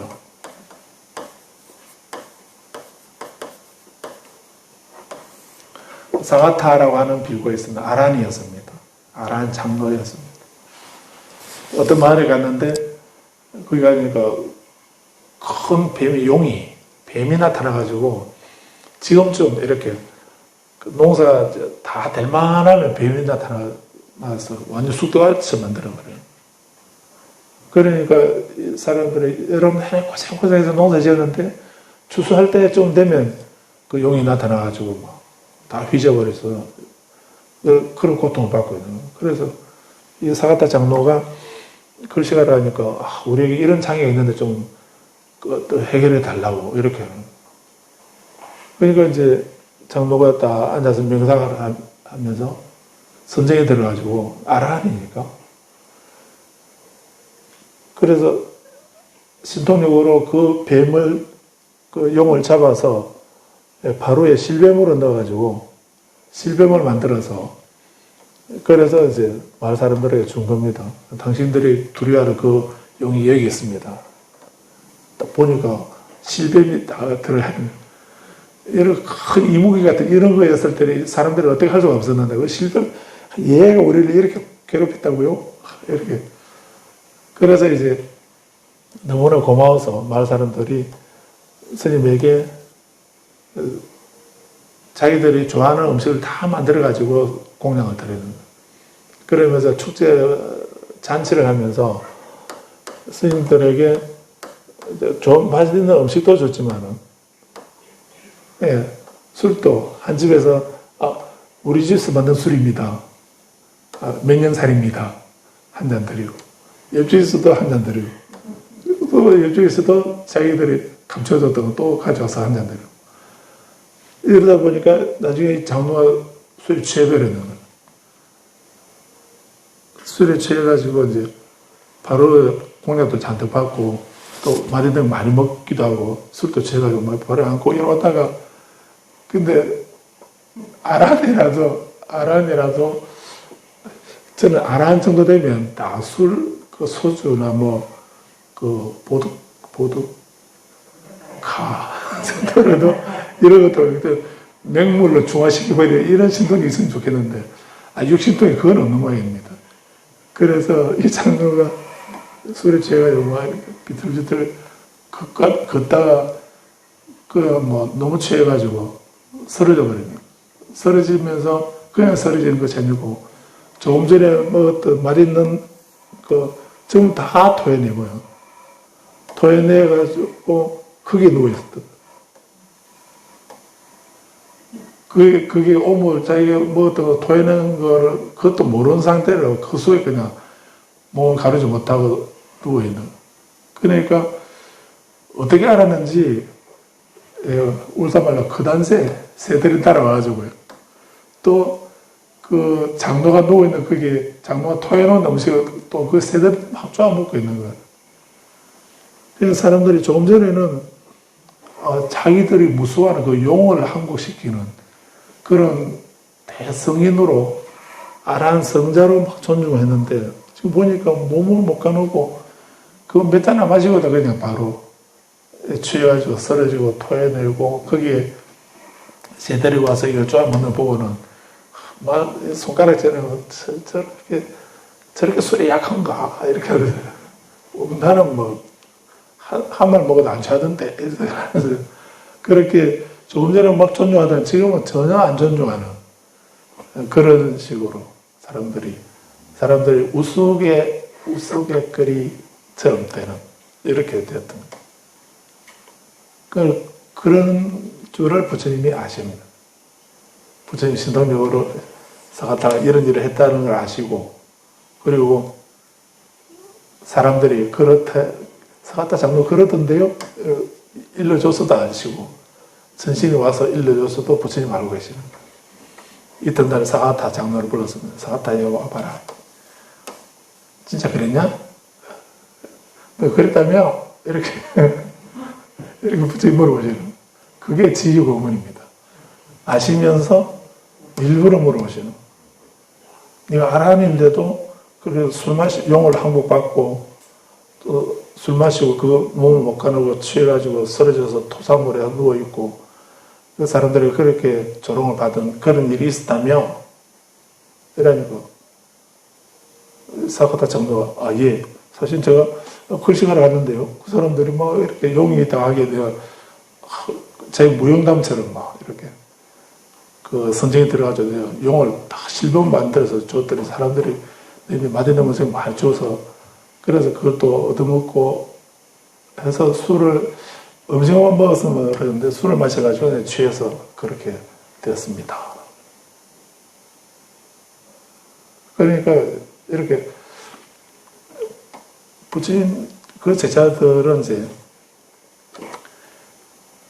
이런 게 부처님이 아시면서 물으시면 지금 나에게 꾸중하시려고 저러시는 거겠다라고 우리는 머리가 좋아가지고 얼른 싹 바꿔서 안 그랬는데요, 기억 안 나는데요, 모르겠는데요, 이렇게 변명을 할 텐데, 부처님 제자들은 그 일장에 보면 정말 순수한 제자들이라서, 그래서 그런 일을 한 것에 대해서 전혀 가감 없이 있는 그대로 부처님께 말씀을 드려요. 부처님께서 아시면서 물으시는 것도 그렇지만, 제자들은 또 있는 그대로 더하지도 않고 빼지도 않고 있는 그대로 또 부처님에게 다 얘기 말씀을 해드려요. 율장이 그래서 율장이 재밌습니다. 근데 얘기를 듣고 난 뒤에 부처님이 이 어리석은 비구야 라고 이렇게 나무라시는 거죠. 그거는 수행자가 할 일이 아니다. 네가 해서는 안 될 일을 했구나. 앞으로 수행자는 어떤 경우에라도 술을 마시지 말라. 이렇게 계를 정하시는 수범수제. 이렇게 수범수제가 되는 겁니다.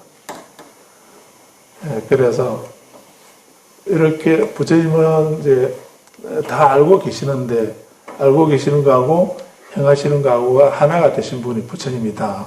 이걸 갖추신 분이 다 해서 맹행족이라고 다 하고,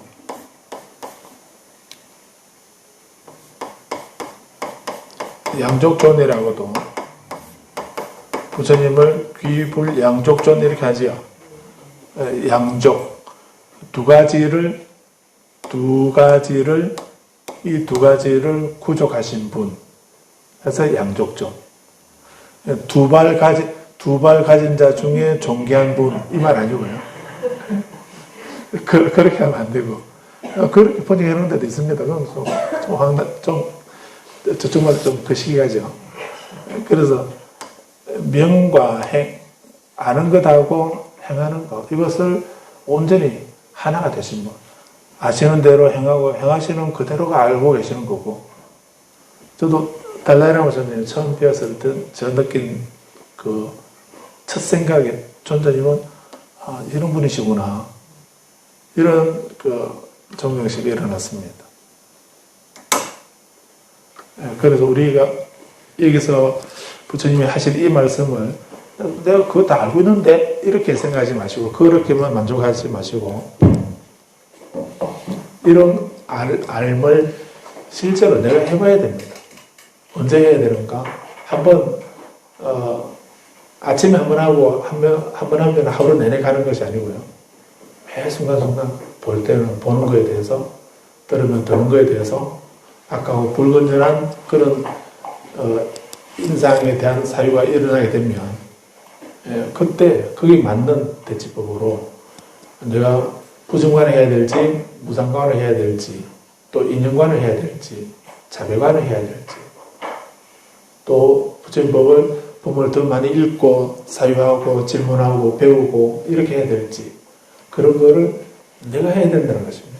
그래야만 아는 것하고 행하는 것하고 이런 게 하나가 될 때, 그럴 때 우리는 그 숲의 총잎에 가지것마다 꽃을 피워내게 되면은 열매를 맺게 되는 것처럼, 부처님이 그 위에 없는 열반에 이르는 묘한 법을 부처님이 가르치셨다 하는 거. 그래서 우리 이 가르침을 내가 실행하게 될 때에, 그럴 때에 내가 위에 없는 열반, 그 지복의 열반을, 절대 행복, 궁극적인 행복을 얻을 수 있다는 말씀을 한 겁니다. 이번 두 번째를 한번 읽고 마치도록 하겠습니다. 두 번 읽어보기만 하고 마치죠. 5번. 그래서 이제 다른 그 인상과는, 악하고 불건전한 인상과는 다른 착하고 건전한 인상으로 바꾸어서 그 탐욕이나 분노나 어리석음이 사라지게 되면은 이제 괜찮은데, 그래도 사라지지 않을 때에, 그럴 때는 나는 안 되는가 보다 하고 포기하면 안 되는 겁니다. 두 번째 방법이 있습니다. 두 번째 방법 같이 읽어보겠습니다.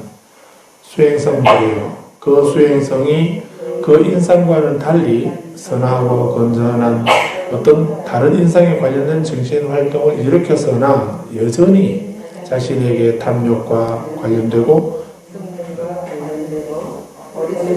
관련된 악하고 불건전한 사유들이 일어나면 수행성들이요. 그 수행성은 그 사유들 속에서 위험을 이렇게 이러한 사유는 불건전하다.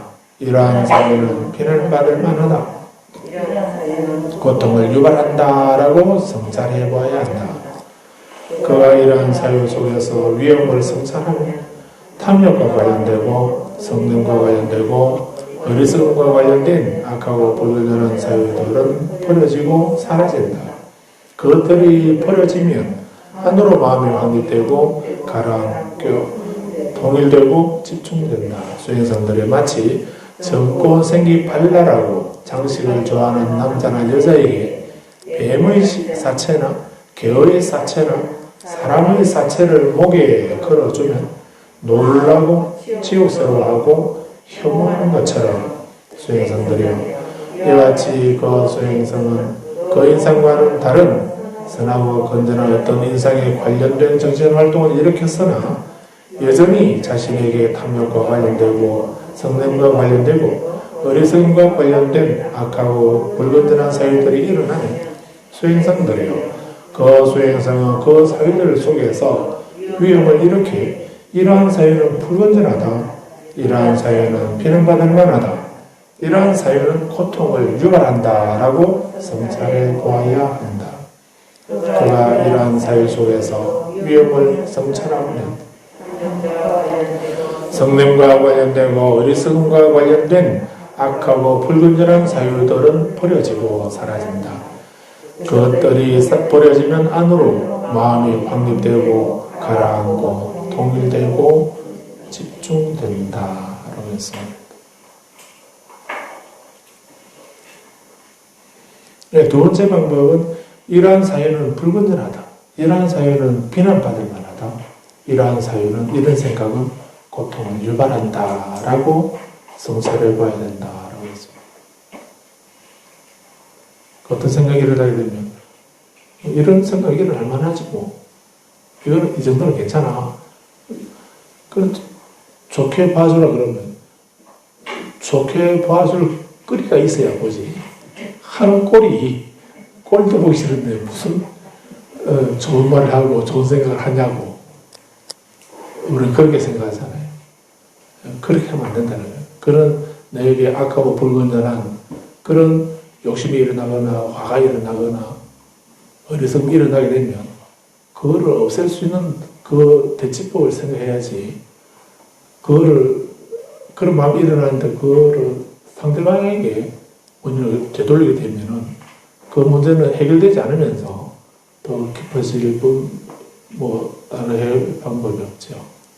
그래서 내가 이런 생각을 하는 거는 이건 불건전한 생각이다. 이거는 비난받을 만한 생각이고 이런 생각은 나에게 고통을 유발할 뿐이다. 라고 이렇게 생각하는 겁니다. 이런 생각에 대해서 주를 한번 볼까요?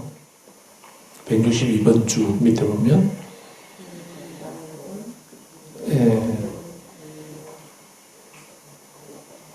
악하고 불건전한 생각의 무가치성을 마음에 떠올리게 되면 부끄러움이 생겨난다. 부끄러움이라고 하는 것이 생겨난다고 했습니다.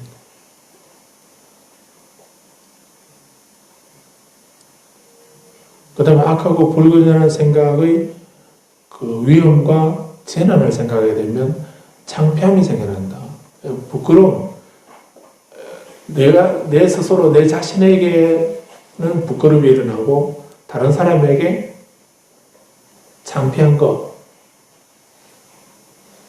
내 자신에게 부끄럽고 남에게 창피한 것. 이거를 한문으로 참괴심 하죠. 참괴를 할 때 참은 자기 자신에게 부끄러운 희리를 참이라 합니다. 부끄러움. 그리고 괴는 오타빠라고 이렇게 한대요. 오타빠, 창피함, 괴. 남에게 창피함. 자신에게 부끄러우고 남에게 창피한 것. 그래서 악하고 불건전한 생각의 무가치성을 마음으로 저런 의미 없고 가치 없는 이런 짓을 내가 했다니. 이건 내 마음속으로 내가 그거밖에 안 되나. 이렇게 그런 생각이 들 때가 있죠. 그런 것을 부끄럽다라고 이렇게. 근데 그럴 때 밤에 불 꺼놓고 누웠는데도 얼굴이 벌겋게 되고 뭐 그럴 때가 있죠. 그런 것을 부끄럽다라고 이렇게 말하는 겁니다. 힐이.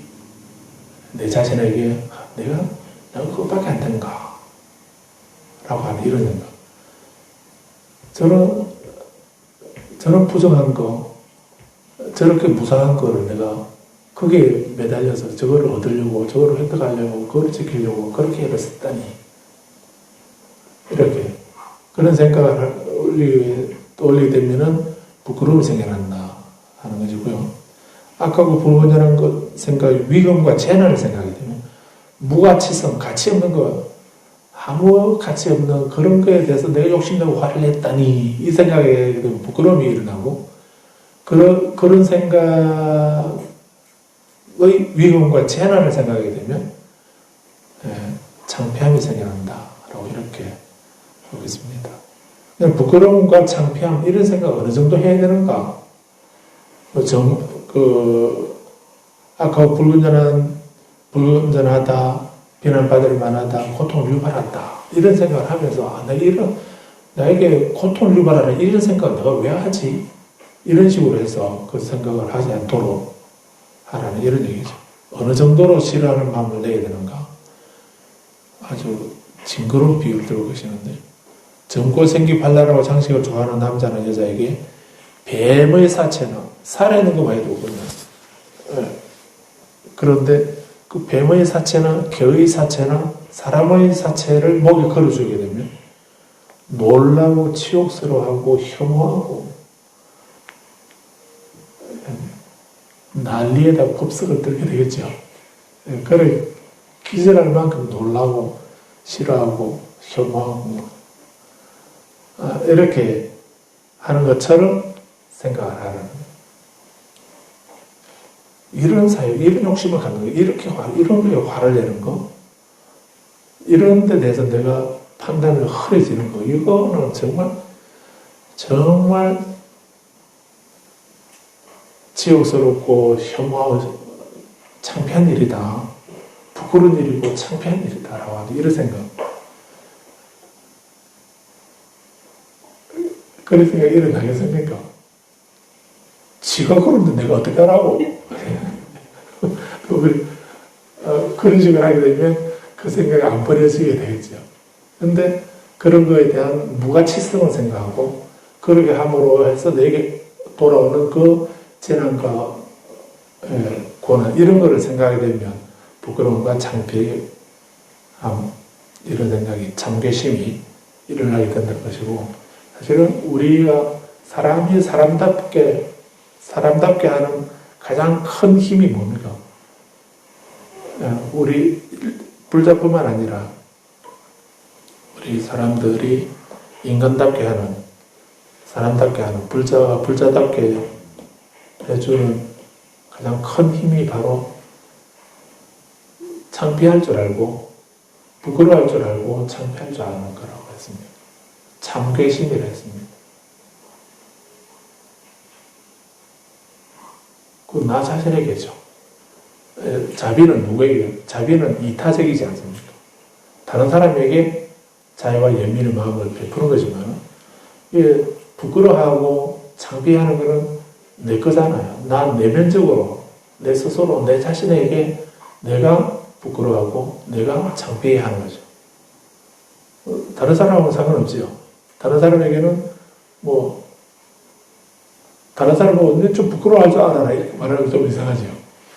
우리는 다른 사람에게는 자애와 연민의 마음을 방사하는 것이고 내 자신에게는 항상 이렇게 안으로 살피면서 그 무가치한 거에 대해서 우리가 집착하고 분노하고 이렇게 하면은 그럴 때는 항상 부끄러워할 줄 아는 이런 마음을 가지고 또 그런 생각을 해서 그런 생각으로 그런 일로 그런 업으로 본인에게 재난과 어려움이 장애가 생기는 이런 것이 있는데도 불구하고 그렇게 하고 있는 것에 대해서는 항상 창피해야 할 줄 아는, 이런 부끄러움과 부끄러워할 줄 알고 창피해야 할 줄 아는 이것이 우리를 불자를 불자답게 하고 사람을 사람답게 하는 가장 큰 힘이 된다라고 이렇게도 말씀하고 있습니다. 여기까지 말씀드립니다.